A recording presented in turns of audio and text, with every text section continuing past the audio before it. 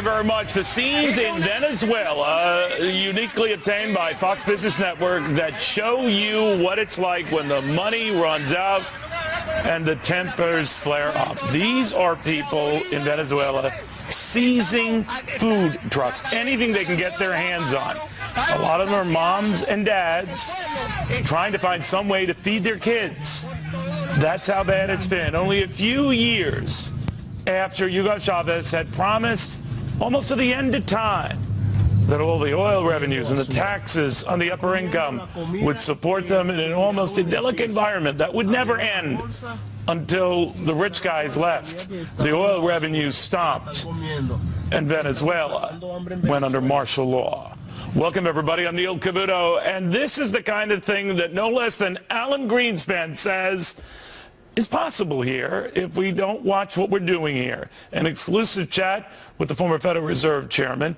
But first, to the woman who broke that story, got that video, Lizzie McDonald of Fox Business Network. Lizzie, you know, every time I look at these images, especially those Venezuelans rifling through garbage to eat, what happened?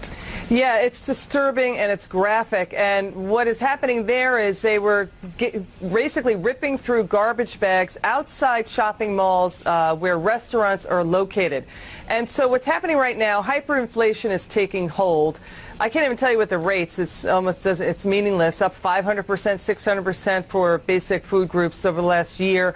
What we're seeing here is the middle class and the entrepreneurial class getting demolished by confiscatory tax rates. People telling me, people who live in Venezuela, saying they're starving. We're starving. We have no choice but to go through garbage, as you're seeing in the images right there on camera.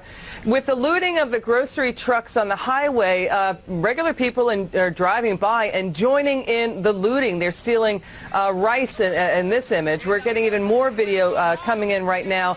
In this image, you're going to see the National Guard at some point, but they're standing by, not doing anything, letting it happen. So we have Venezuela in a 2-month state of emergency right now, Neil. There's fears, widespread fears in Venezuela that the military will crack down, that there will be a news blackout. They're denying medical help from the World Health Organization because the president, who was handpicked by Chavez, Hugo Chavez, doesn't want to be basically embarrassed. That's a direct quote from people in Venezuela. Socialism, as Venezuelans have experienced it, has been collapsing. So it's a severe debt problem, twice as bad as what Argentina faced in 2001. So this is a fast-moving story, and it's growing more dire by the hour. Back to you, Neil. You know, Lizzie, what I notice is when soldiers come to approach them, they don't move. Yeah, that's In other right. words, they're so hungry, so desperate, they almost seem to be saying, go ahead, shoot me. Yeah, that's a great point, Neil. And you know what, Neil, it seems that we've been seeing this in Venezuela, too. People there are saying the National Guard and the military are standing back, and they're letting the looting happen because the military is seeing basically, you know, grocery stores being emptied and food trucks being pillaged, and people are desperate. It's going now beyond the food lines that you have been reporting about for a couple of years now. Now it's going into looting, into major cities in Venezuela, including right here you're seeing Caracas. So the looting of the grocery trucks are happening outside Caracas as well. Back to you. Lizzie, thank you very much. GOP strategist Kathy Lynn Taylor, Democratic strategist Richard Goodstein, whether this could be a preview of coming attractions.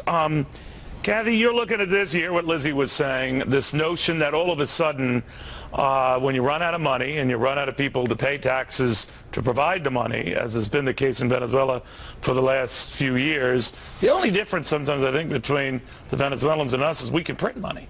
That's right, or borrow it.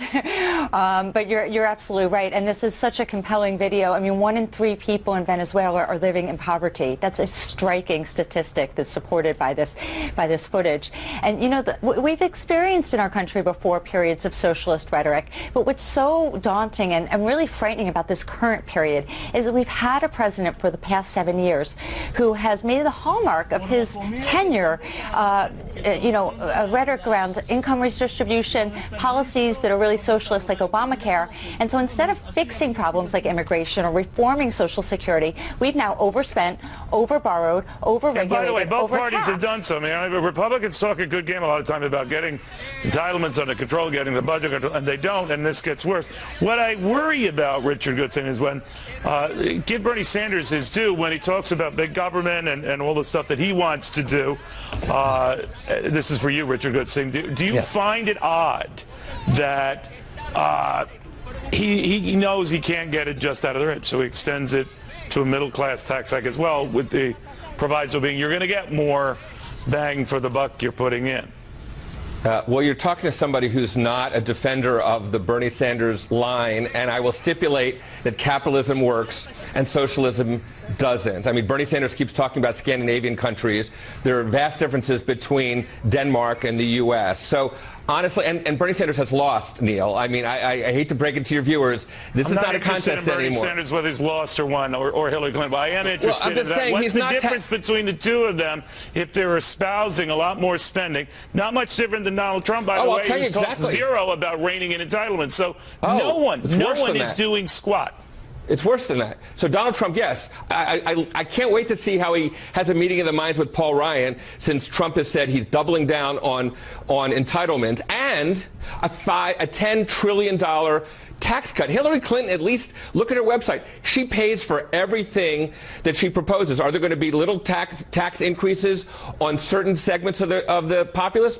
Yes. They're not going to be little. They're not going to be little. Well, the fact of the matter is she hasn't actually had huge proposals for increased programs, and her taxes are really kind of fairly small, and it's all a balance. I mean, again, remember when her husband... We can argue the semantics of what your definition of fairly small... Kathy Lynn, let's focus on this. I really don't want to make it a political shout fest if I can avoid it. I am worried about what I see going on here in Venezuela, because it wasn't too long ago that they were flush with cash. It wasn't too long ago we were bragging about the fact we had gotten our deficits down to only $400 billion, knowing full well the tidal wave, the tsunami that's coming with baby boomers retiring and all the pressure that's going to put on it. And I've heard scant little, and this is something that worries Alan Greenspan, scant little from either party about how to deal with this. No, you're right. And it's, it's the economy stupid, but we've heard too little about that in this election. And it's one of the reasons people are most angry on both sides of the aisle, across creed, religion, race, and you're absolutely right. And it's not just our country. What happens in Venezuela, as we learned from Argentina and other debt crises, is the risk of contagion,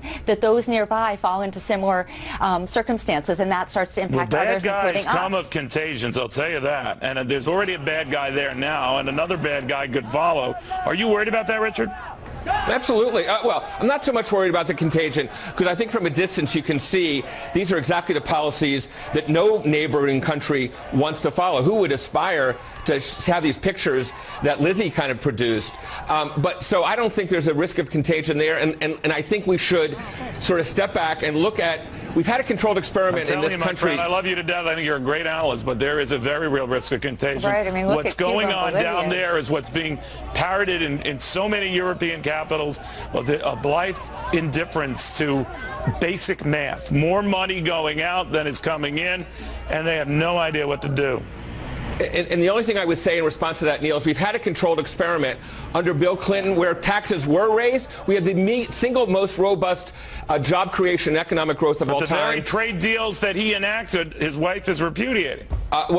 She's not totally repudiating them, but I think what she's saying is, give me the peace and prosperity of the 90s, and I'll take whatever else you have to throw at me. Then you have to buy everything you did in the 90s, right? That's right. And you have to be willing to pay more taxes, Richard.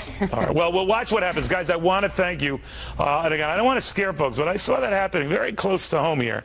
That was a country that was flush with cash and looked like it had the world was its oyster. That was that. This is now. They're in martial law right now. Now on to something a little bit different, but a little bit